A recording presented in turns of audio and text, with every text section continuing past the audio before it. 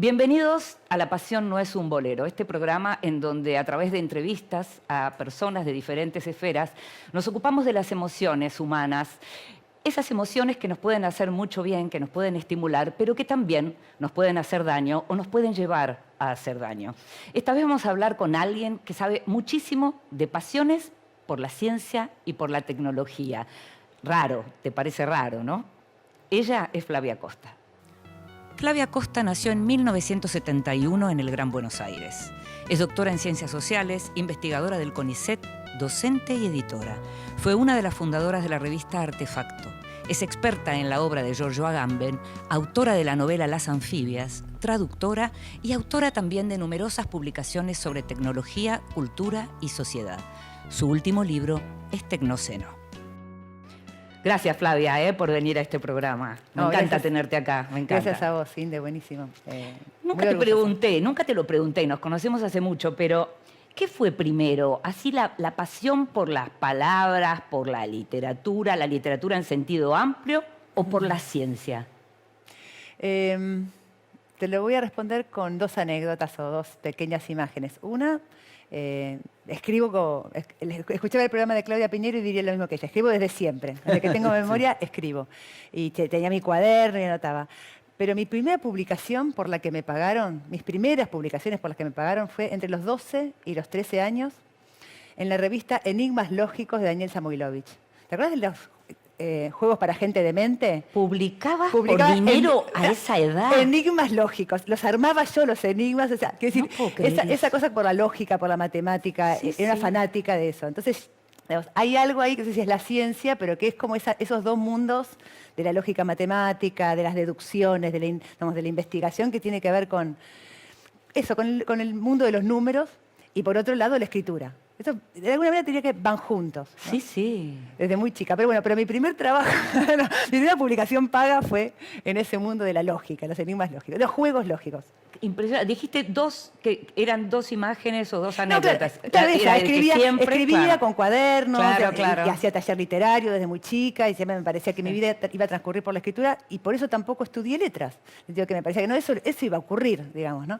Igual posiblemente es un error, en el sentido que está muy bien estudiar letras, pero me parecía que eso estaba ya, digamos, en la disposición, y después había que hacer otras cosas, ¿no? Y estuve, durante el secundario, pensando si iba a física, matemática, ¿no? O si me iba a las sociales. Estuve como... eso te iba a preguntar, porque yo digo ciencia, pero en realidad tiene que ver como con filosofía de la ciencia, más bien, ¿no? Exactamente. Finalmente terminaron confluyendo en lo que serían pensamientos sobre la técnica o filosofía de la ciencia y la técnica, también estudios sociales de la técnica, porque en realidad hay toda una serie de distintas subdisciplinas que convergen en un campo que es cada vez más grande, pero que también es común, que es estos estudios, digamos, humanísticos, sociales, sobre lo que está ocurriendo en el campo de la tecnología y de la ciencia, ¿no? Pero digamos, de la tecnología en particular, que te diría que es el principal impulsor de la transformación del mundo en este momento. Claro, pero es como, además por una cuestión generacional, es como si hubieras estado ahí en el momento en que empezó el gran vértigo, ¿no? Bueno, justo, claro, porque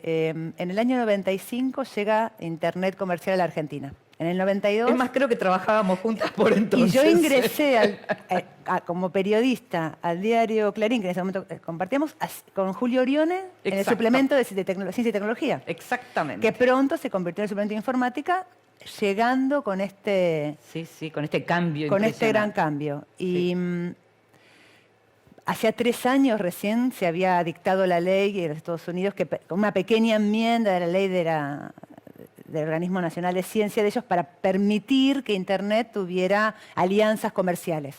Y eso desata el boom, algo que se venía, digamos, viviendo. ¿Vos ya estabas pendiente de esos temas? ¿Leías mucho sobre eso? Sobre todo lo que veníamos...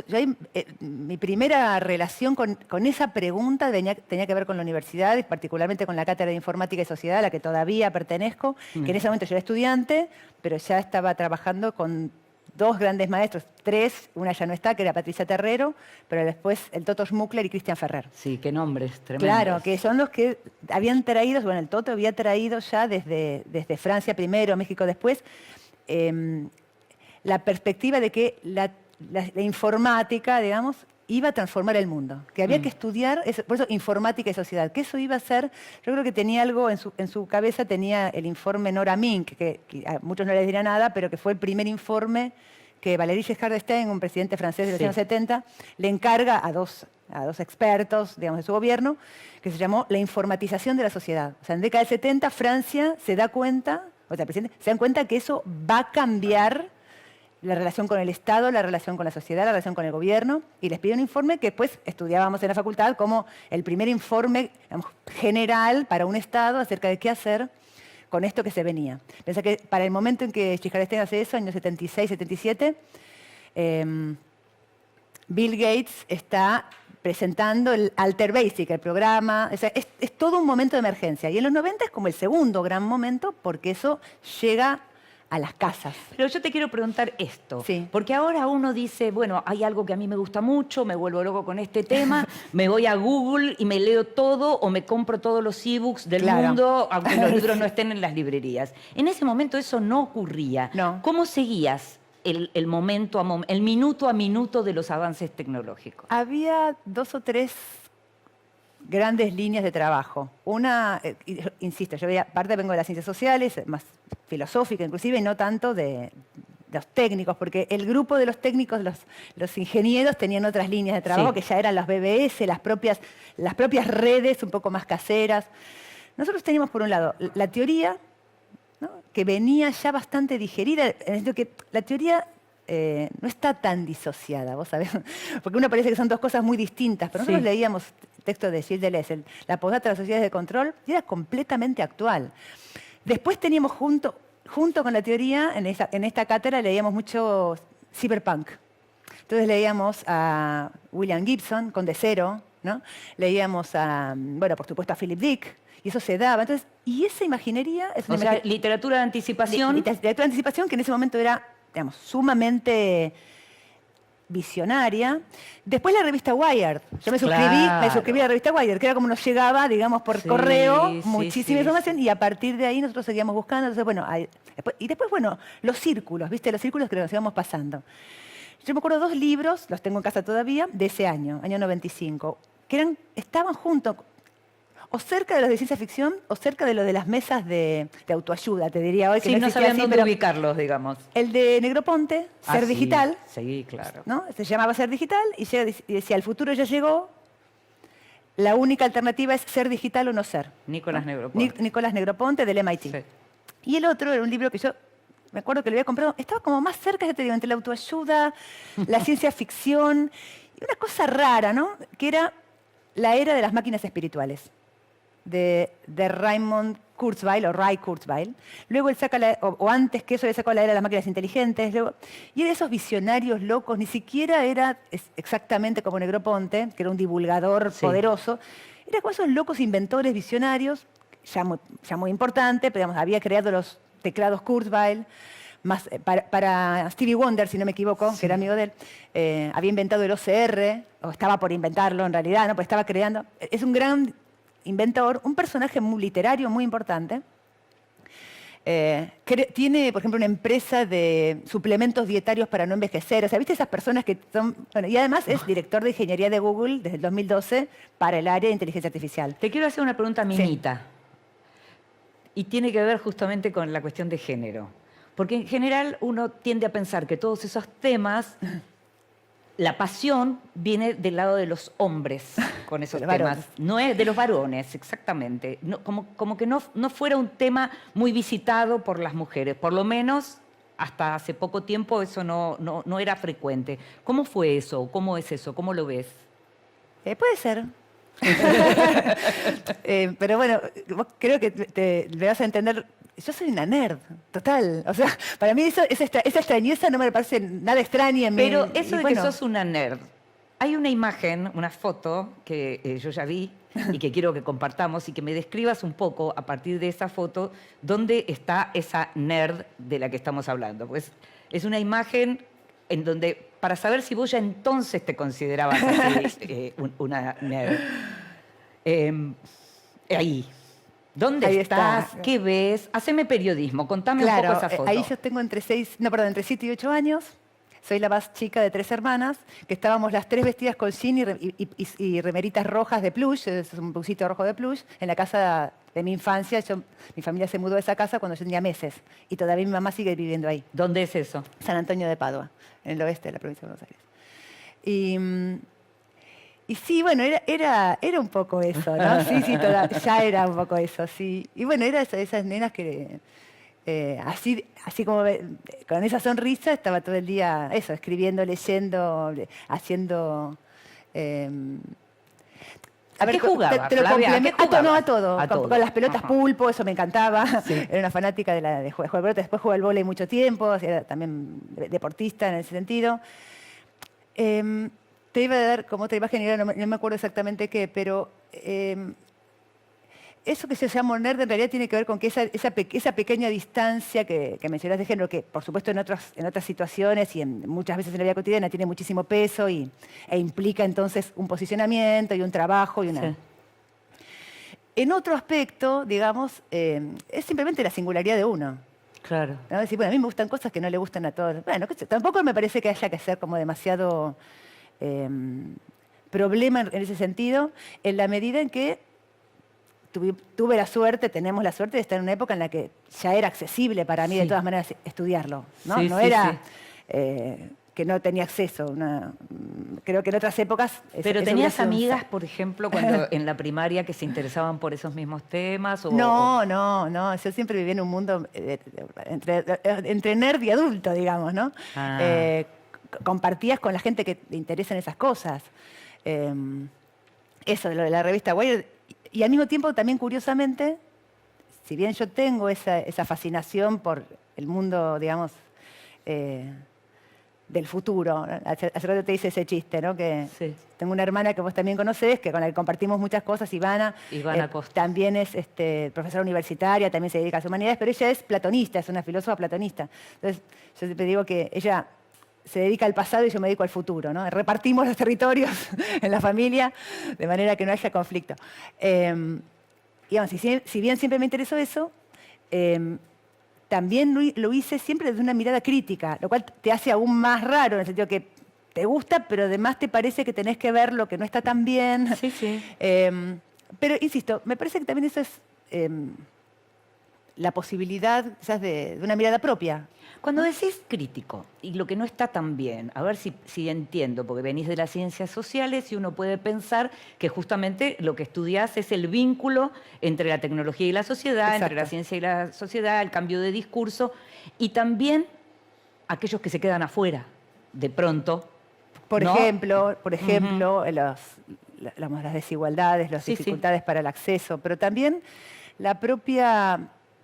A ver, la tradición crítica de la tecnología que tiene ya... Bueno, viene con la revolución industrial, uno podría decir, ¿no? Sí, sí. Aparece la revolución industrial y aparecen también los impactos negativos, digamos, los traumas que implica la apropiación de máquinas, digamos, que muchas veces va acompañada con exclusión del campo del trabajo, ¿no? Con transformaciones sociales que no siempre son positivas, con contaminación, digamos, ¿no? Lo que podemos ya tener en la agenda de lo que hoy llamamos el antropoceno, este gran cambio de época que la tecnología empuja, que las tecnologías empujan. Pero también viene acompañado de un tipo de mirada que hoy ya te diría está fuera, digamos, de lo que sería la conversación pública más poderosa o más fuerte. Está superada, decís lo que... Que tiene que ver con... Claro, hay voces desaceleracionistas, Sí, se sí, diría, sí, ¿no? Hay sí. voces que preferirían no seguir Lo estamos viendo lo eso, tecnológico, claro. puntualmente. Sí, por eso digo, existen, pero desde el punto de vista de la conversación dentro del campo, ya diría que casi está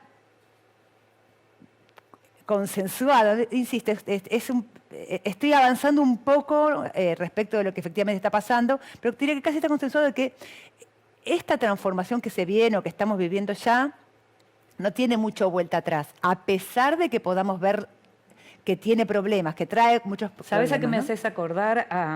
Algo que también vivimos juntas y tiene que ver con el momento en que los que escribíamos en las redacciones empezábamos a escribir con las computadoras y hubo quien se resistió todo lo que pudo, pero Claro. ya no había manera. O algo que incluso te diría que como un problema que tiene que ver con este y Sí. en algún sentido es peor, pero ¿por qué digo que es peor? Ya no hay correctores Sí. en las redacciones, ya no hay correctores en los programas, ya no hay correctores muchas veces casi hasta las editoriales. Pronto vamos a dejar de tener traductores, por lo menos ese traductor que hace el draft ya lo hace Directamente la inteligencia la artificial. inteligencia artificial. Eso no necesariamente es porque lo hacen tan bien como las personas. Hay reemplazos que no son idénticos, hay reemplazos que simplemente ocurren porque son más económicos, por ejemplo, pero no porque se hagan ni igual ni mucho menos mejor, ¿no? Pero nos vamos acostumbrando a que de Pero pronto sí, claro. estén las erratas Sí. y bueno, y sí, salió con errata porque todo sale así ahora. Porque es así, Ujú. claro. Y eso No está bien. No, eso no está bien. No, eso no está nada bien. Y al mismo tiempo, la sensación que en algún momento yo percibí, y creo que eso me permitió hablar con un poco más de compañeros y de colegas, fue que seguir peleando por eso nos dejaba fuera de la discusión de lo que está por venir. Porque eso ya en algún sentido está un poco relativamente saldado o se puede mejorar. Cosa que no estoy muy segura que ocurra. Pero entonces tenemos esto, ¿no? La gente que queda fuera del empleo, tenemos el problema de los problemas del impacto ambiental, ¿no? El Sí. problema también de que los reemplazos no siempre son por cosas de la misma calidad. Entonces Sí. ya ahí tenemos tres problemas distintos, ¿no? Entonces está cambiando nuestra forma de vida. Y eso es lo que la teoría crítica venía diciendo hace ya 200 años, ¿no? Que el impacto iba a ser Que el ese. impacto es, o sea, son dos formas, ¿no? Más formas de ver el mundo directamente. La técnica moderna, como la llamaban, o sea, desde Heidegger hasta los de la escuela de Frankfurt, hasta los marxistas, porque en esto hay, me parece que distintas voces de la filosofía crítica de la técnica confluyen en esta idea de que lo que está en juego en lo que los frankfurtianos llamaban la racionalidad instrumental, ¿no? Donde todo es un medio para un fin, donde todo es un recurso económico, ¿no? El propio Heidegger decía eso, lo mismo, son autores muy distintos unos y otros, y sin embargo, decían, bueno, la mirada, ¿no?, de la técnica moderna es una mirada de apropiación, ¿no?, de lo existente como recurso, incluso de las propias personas. A nosotros mismos nos interpelamos muchas veces como recursos. ¿Qué estoy haciendo acá? ¿De qué me sirve esto, no? La utilidad económica como el principal valor de aquello que estamos haciendo, de aquello que somos, finalmente, versus un tipo de racionalidad, y ahí sí pues, tenemos diversas alternativas, pero todas van por el lado de cierta relación más cooperativa con la naturaleza, que es algo que ahora vuelve, quizás con discursos como el de Donna Haraway o con el propio Latour. O con la ayudita de la pandemia. Por ejemplo, que fue el accidente que nos permitió abrirnos de nuevo a todas estas ideas que quizás hace 5, 7 años no nos hubiéramos sentado a conversar sobre esto. Entonces el accidente como un gran operador heurístico que nos permite, bueno, a ver, ¿en qué estamos? A lo que te decía es esto, que estos autores contemporáneos muy, muy interesantes, que están pensando lo que ahora se llama el poshumanismo, ¿no?, las filosofías posantropocéntricas, pueden reconstruir su historia, su genealogía a la filosofía de crítica a la técnica del siglo XIX, ¿no?, que ya venía pensando, con un lenguaje diferente, ¿no?, pero venía pensando esta discusión porque esto llega con la Revolución Industrial. Ahora, Flavia, cuando hablamos de inteligencia artificial, los miedos son múltiples y te quiero preguntar por todos, ¿no? Sí. Me voy a quedar sin trabajo, ese es uno, digamos, muy, muy fuerte, pero hay otro que es que uno siempre tuvo como la sensación de que el humano finalmente dominaba la máquina. Claro. Y hoy ya no parece tan así. El humano, digamos... Me da miedo cuando te quedas pensando así. No, a ver, sí, claro. Estamos ante un tipo de máquina que es mucho más inteligente que nosotros. O que puede serlo. Digo, estamos. Que está en camino de no serlo. estamos, porque en verdad nosotros no, son muy pocas en el mundo, con una enorme investigación, un enorme financiamiento para esa investigación. Son muy específicos quienes pueden desarrollar hoy eso, pero también somos bastante conscientes que de ese proceso de miniaturización y aceleración, digamos, fue muy rápido, ¿no? Entonces esas grandes máquinas de Turing gigantes que hay hoy son, como la máquina de Turing original, máquinas universales. Es decir, no es una máquina que, no sé, que hace vasos o que comunica. Igual esa es una máquina súper compleja, ¿no? Ya no es un teléfono. El celular, claro, claro, ya es una computadora, ya no es un teléfono, ¿no? Exacto. Pero bueno, no es una cámara, no es... Es una metatecnología, es decir, una máquina que hace muchas máquinas, que permite que muchas máquinas operen. Entonces, claro, por un lado es eso, ¿no? Es una metatecnología. Que es la máquina universal de Turing. La idea de Turing, la máquina universal es eso. Nuestra computadora en parte también es eso. Es una máquina que hace cosas muy, muy diversas. Sí. La otra cosa es que es una máquina que, pensémoslo muy materialistamente, ¿no? Porque esta forma de pensarlo yo la adquirí gracias a un biólogo sintético argentino, Alejandro Nadra, que es de la UBA y que me hizo una pregunta muy sencilla en relación con esto, y a Sam Harris, un neurólogo y filósofo que tiene una muy interesante charla TED del 2016 sobre este tema. ¿Qué pregunta le hiciste? No, a Nadra estábamos pensando acerca de la posibilidad de trasladar, como dice el creador de la cibernética, Norbert Wiener, migrar todo lo que somos a una máquina. Yo digo, pero ¿te parece, Alejandro? Yo pensando que él, que era un biólogo, me iba a decir, no, obviamente. Y me dice, ¿y por qué no? Dice, si somos materia. ¿Cuándo fue eso? El año 2021, en el ciclo Posthumania, ¿no? Entonces, claro, bueno, fue uno de los últimos umbrales que crucé, digamos. No fue que decir, si él me dice esto...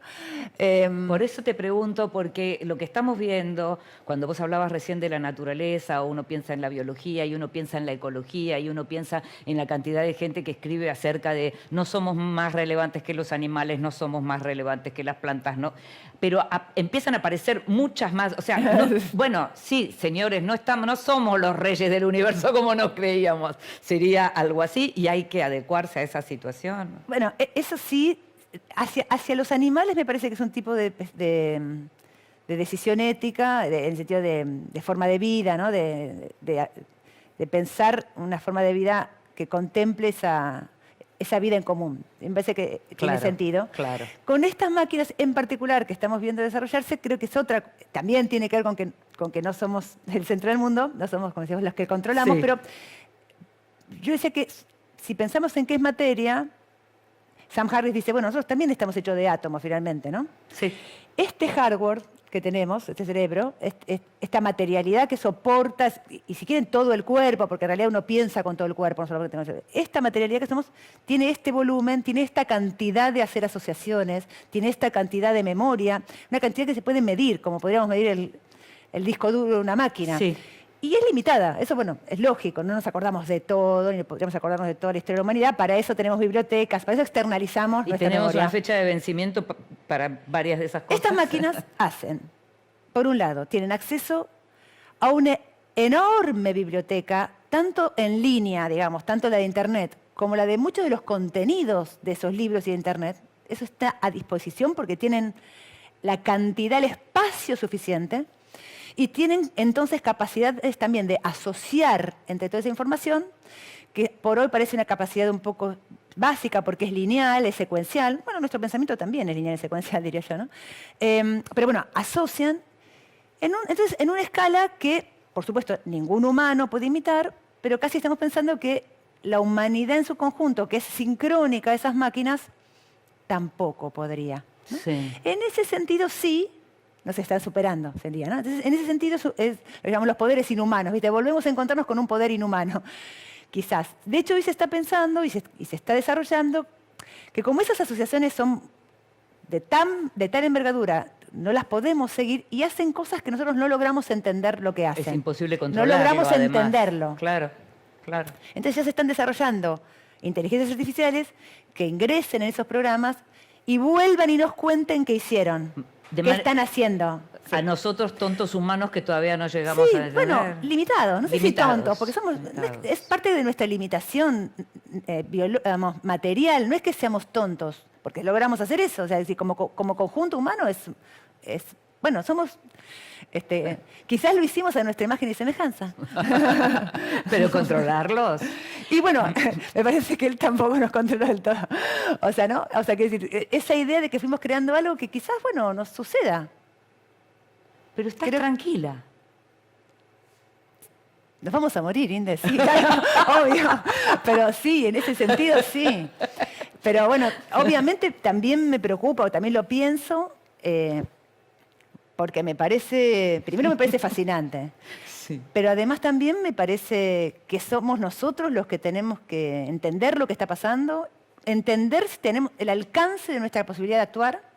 Sí. O sea, me parece desafiante el desafío también. No solamente Sí, me parece, sí. me parece fascinante no solo lo que hace esta gente, que también me podría haber parecido aterrador, pero creo que esa posibilidad le corresponde, quizás como ciudadana me podría corresponder, como científica no me corresponde aterrorizarme. Claro. Me corresponde decir, bueno, ¿cuál es la capacidad, digamos, el margen de acción que tenemos realmente frente a esto? Como estás Entenderlo. hablando de fascinación, nos vamos a ir ahora a una pausa, Dale. y enseguida volvemos a la fascinación y volvemos a la pasión y a la pasión por la tecnología. Ya volvemos.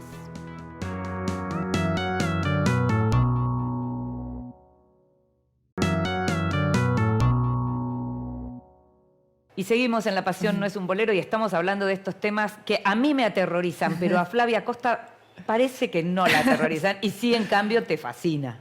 Sí, ¿no? Y también puede ser que no me aterroricen ya por la frecuentación. Exacto, ¿no? claro. Y también me parece que no, que el otro día me preguntaban, ¿tenemos tiempo? Bueno, es lo único que tenemos. O sea, es decir, solo nos queda hacer algo con esto, ¿no? Y para mí eso me parece interesante, me parece un desafío importante poner la cabeza ahí. Me parece un tema, de los temas más interesantes donde poner la cabeza en este momento, digamos, ¿no? Bueno, algo que sí está pasando es que era un tema que parecía que era un tema para pocos o para expertos y empieza a convertirse en un tema, digamos, más de conversación pública. Y ¿sabés a qué me hace acordar? Algo parecido a la cuestión ambiental en su momento, Claro. que también era de pocos y terminó siendo, no digo que todo el mundo esté consciente del desastre ambiental, pero más o menos, la gente que piensa es consciente de eso. Y me parece supuesto. que con respecto a esto está pasando también algo parecido, pero lo que asusta un poco es que esa gente, muchos de los expertos, muchos de quienes participaron de esto desde un comienzo, están diciendo, pero es momento de parar y desacelerar. Claro. Sí, Y claro, hacer entonces, una pausa. Te iba a decir algo en respecto a estos dos temas porque me parece importante y es que están conectados entre sí. Hay una conexión entre una cosa y la otra.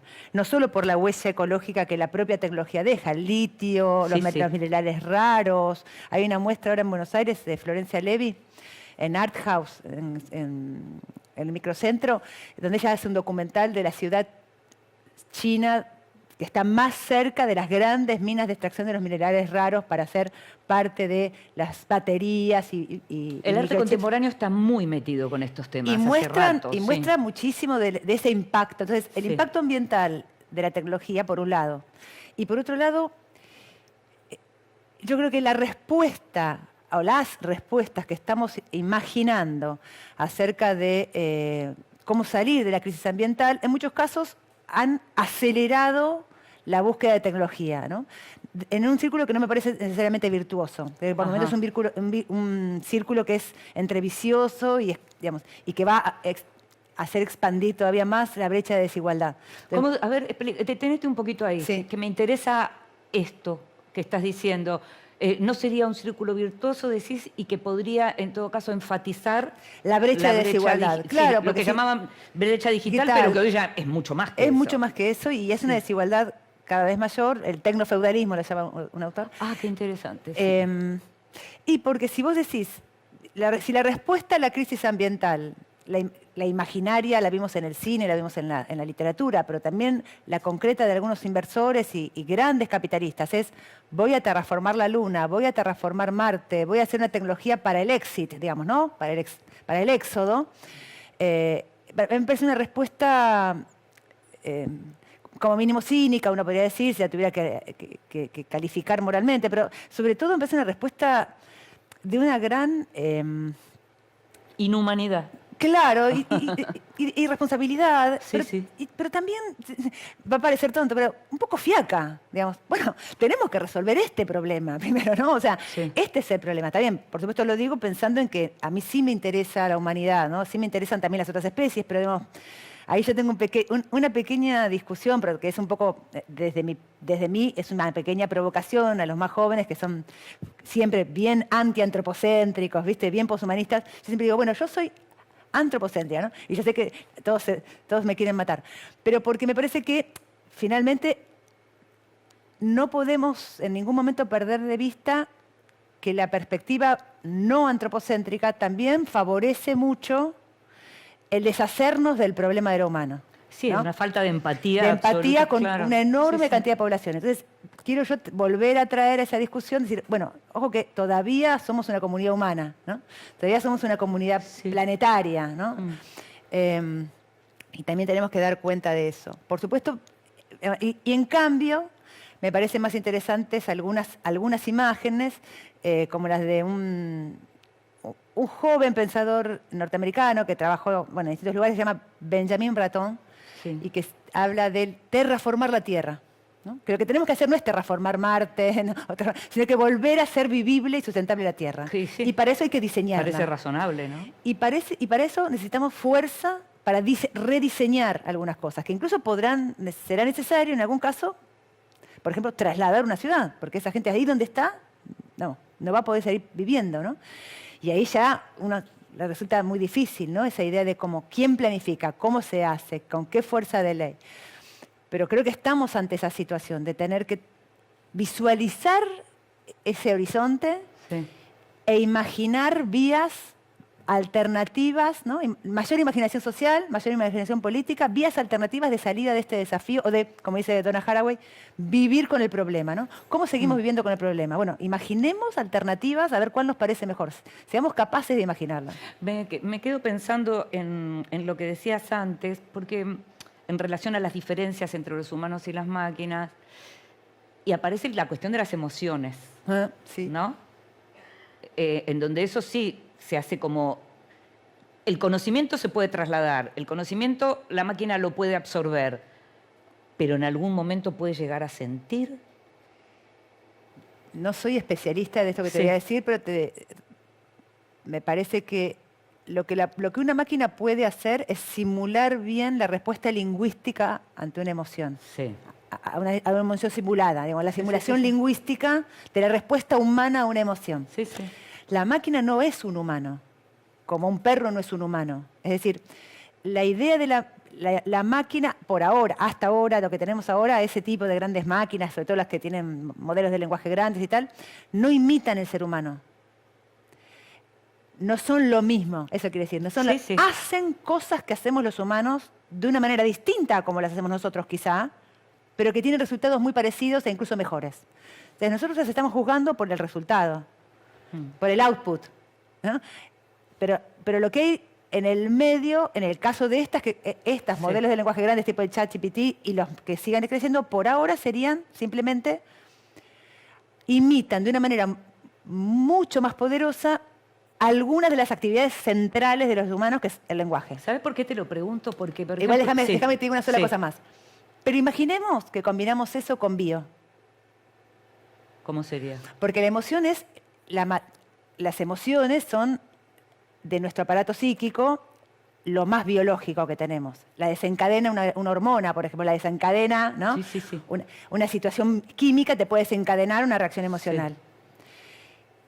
Si se lograra hacer biotecnología conectada a un biochip que conecte con este tipo de inteligencia, la transmigración de la que hablábamos con Nada, si transmigramos a otra cosa que tenga y quizás puede ser.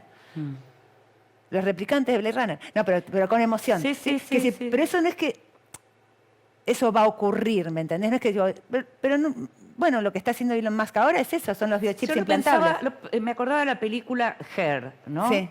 Y pensaba cuánto de esa voz que no es humana y nosotros la humanizamos tiene que ver con que sabemos de quién es esa voz, ¿no? Claro. Que es Scarlett Johansson.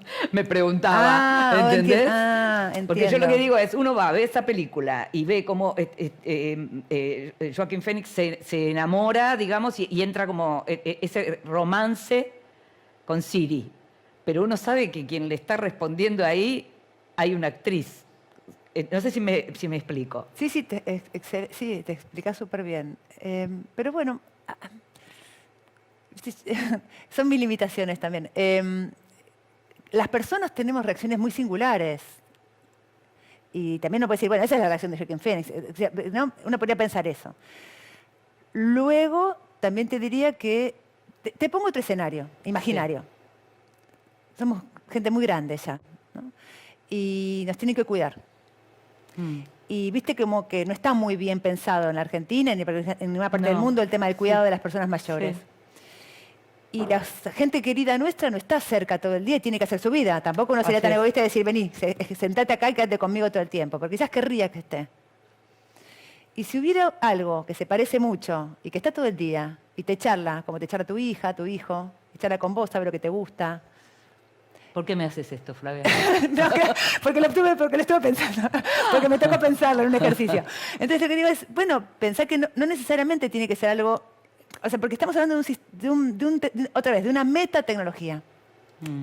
Cosas muy distintas pueden ocurrir y somos nosotros los que tenemos que empezar a elegir.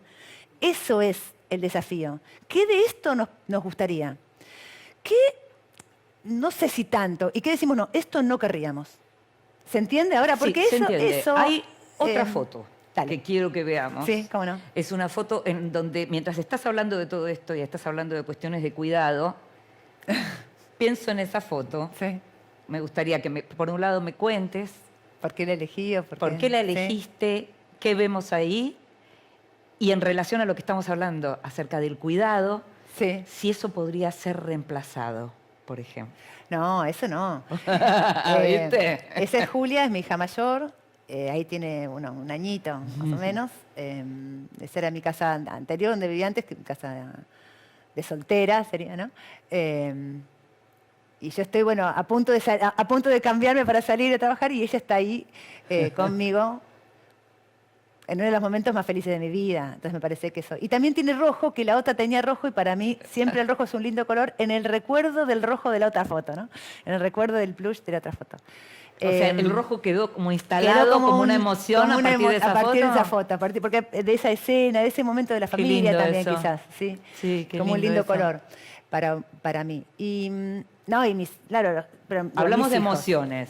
Y de pasiones. La maternidad. No, tremendo. ¿No? Bueno, para mí fue quizás el momento de mayor felicidad impensada para mí fue cuando yo queríamos quedar embarazada, quería yo quedar embarazada, pero cuando queda confirmado que estoy embarazada.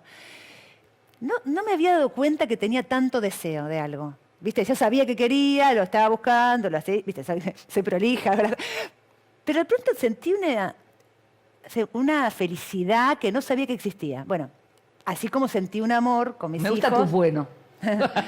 Con mis hijos, con los dos, un amor nuevo, que es algo hermoso, algo que no sabes que existe. O sea, vos no sabes el amor, hay distintos tipos de amor. Sí.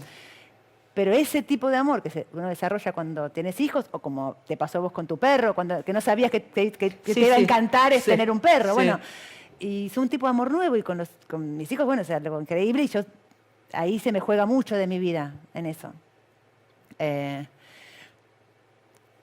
Hablábamos de los cuidados y hablábamos de lo que significa, que yo entiendo hacia dónde vas vos cuando decís las sociedades tienen que hacer algo que no están pudiendo hacer en relación a la gente mayor, porque la gente que tendría por ejemplo, sí, porque quienes tendrían que ocuparse, como en otras épocas se ocupaban, son hijos que hoy están trabajando mucho más tiempo que lo que antes se trabajaba, porque no se puede vivir de otro modo.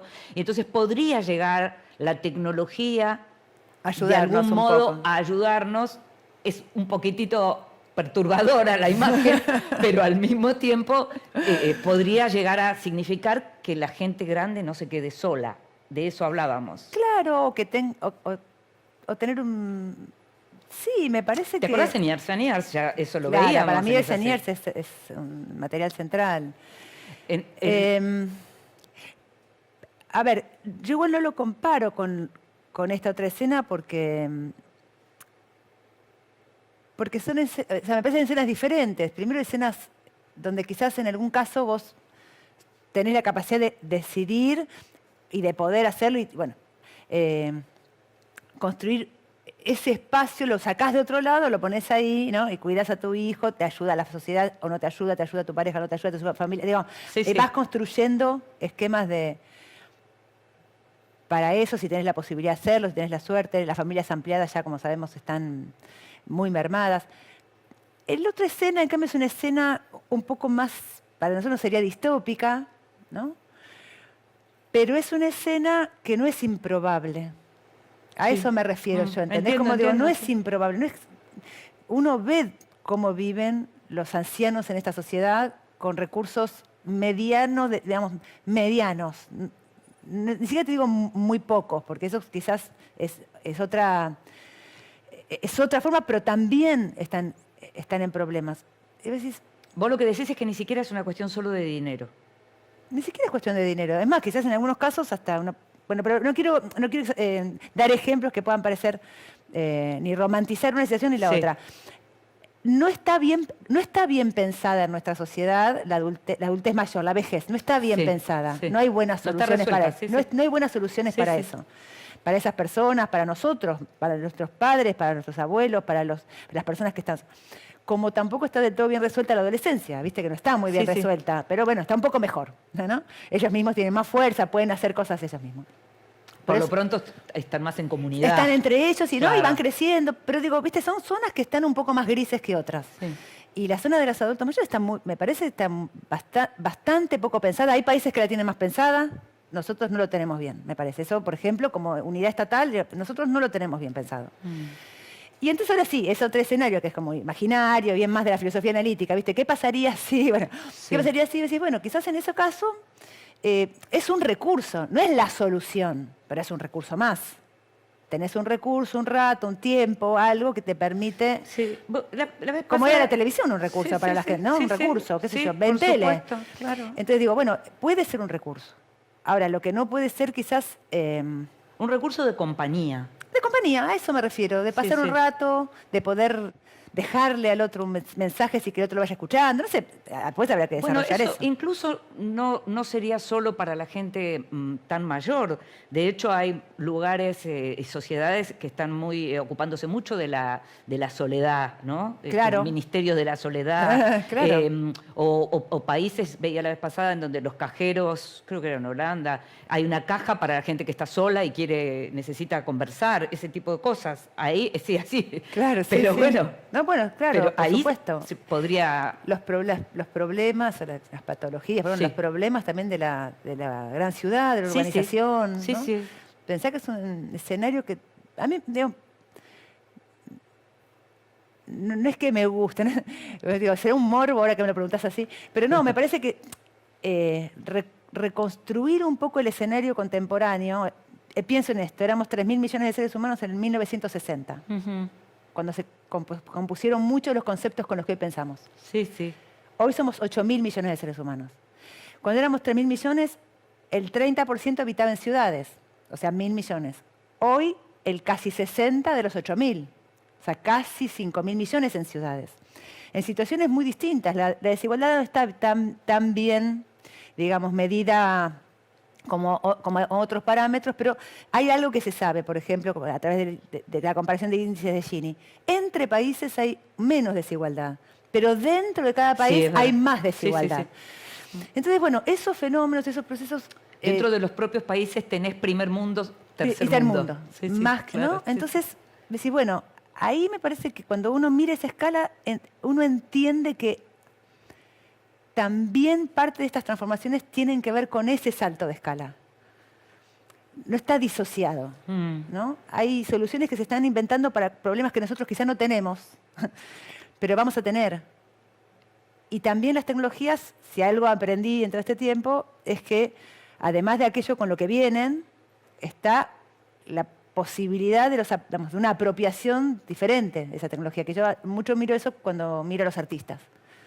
¿Por qué me interesa mirar a los artistas? A ver. Tengo una línea de trabajo que es arte contemporáneo, arte y tecnología. Sí. ¿Por qué miramos, además, porque siempre me gustó mucho el arte contemporáneo, pero el arte de vanguardia, el arte del siglo XX como arte de vanguardia? Pero además, a mí me parece que los artistas, que como dije hace un rato, trabajan con la materialidad, trabajan con materia, tienen que resolver problemas, digamos, concretos, desde puestas, ¿no? Hasta como cómo hacer que nazca un bichito a partir de esto, lo mismo que hace un biotecnólogo.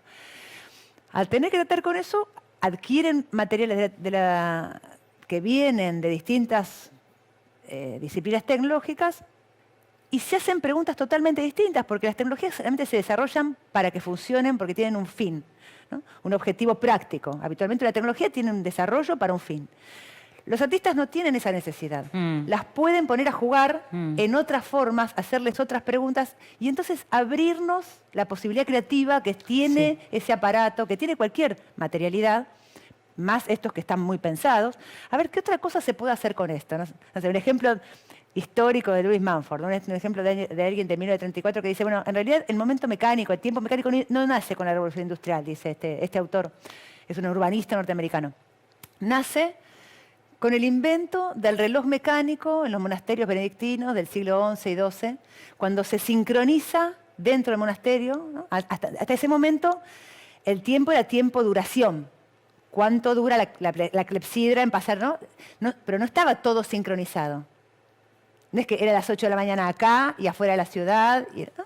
Entonces, la posibilidad de sincronizar a través del reloj mecánico las acciones de los hombres, primero dentro del monasterio, después en las ciudades, después en el mundo, dice, cambió nuestro modo, ¿no? Y bueno, después sigue.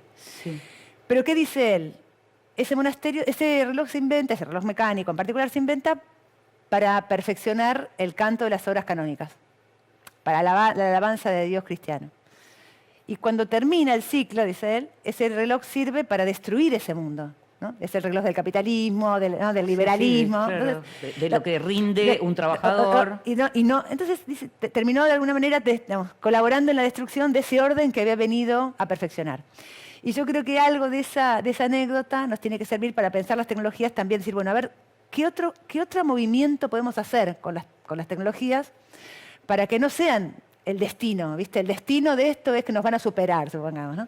Sí. ¿Qué otra cosa podemos hacer con eso? A ver, como tenemos que ir terminando y quiero que me digas algo de lo que ya hablamos en alguna otra oportunidad y que tiene que ver con una palabra que a mucha gente le apasiona y que otros la detestan, que es la palabra regulación. Ajá.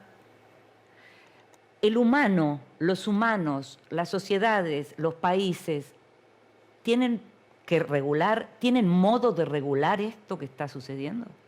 Sí, a ver, la carta famosa que firmó, entre otros, Elon Musk, Harari, ¿no? Yuval Harari, etcétera, que firmaron ellos en marzo, pedían meses, ¿no? Sí. Pausar por 6 meses al menos determinados desarrollos para que las sociedades, los estados se puedan poner al día. En parte lo que están diciendo es eso, construir regulaciones normativas, ¿no? Una normativa, como ajustar la implementación, por un lado, ¿no? Cómo se implementan esas tecnologías, cómo se respeta el derecho a la privacidad, cómo se respeta el derecho de los niños, cómo se respeta el trabajador, cómo escalonamos el desembarco para que los trabajadores se puedan reacomodar. Quiero decir, hay toda una serie de regulaciones, desde el trabajo hasta la educación, el uso, ¿se puede usar en las escuelas o no se puede usar en las escuelas? Sí, sí.